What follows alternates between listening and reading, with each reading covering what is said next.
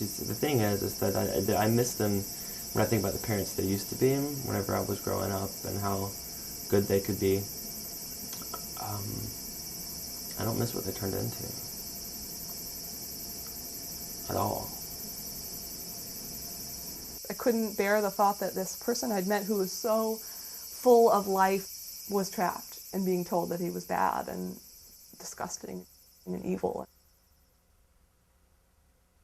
He says, Heath, are you homosexual? Can we trust you to leave you alone with your sister?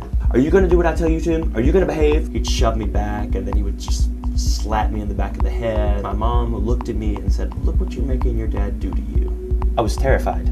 I was absolutely terrified. This, to them, is a very respectable prejudice, and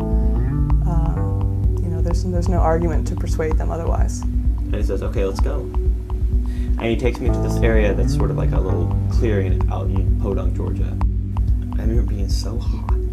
He handcuffed me, and then he undoes my pants, and he brings out a white plastic cutting board. Sheriff Snooks Green would just say, ma'am, it's not our business what they're doing in that family. My father's a strong man, and he was taking no mercy on me the way he was whipping me with this cutting board. And finally he stops.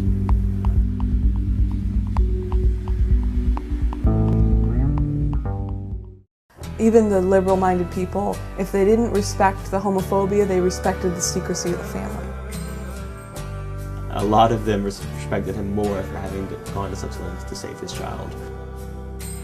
I really think that the South is a place where homophobia is still a respectable prejudice. I mean, that makes it pretty distinct. I think the biggest rub would be this sort of evangelical fundamentalism that I was up against. That movement is pretty rooted in Georgia. Do you want to think that gays are bad because you think that's what the Bible says? Or do you want to love your kid anyways? It saddens me that there can't be more people like us who stay in the South and try to change that culture. This is our history too, and we're not going to live like this anymore.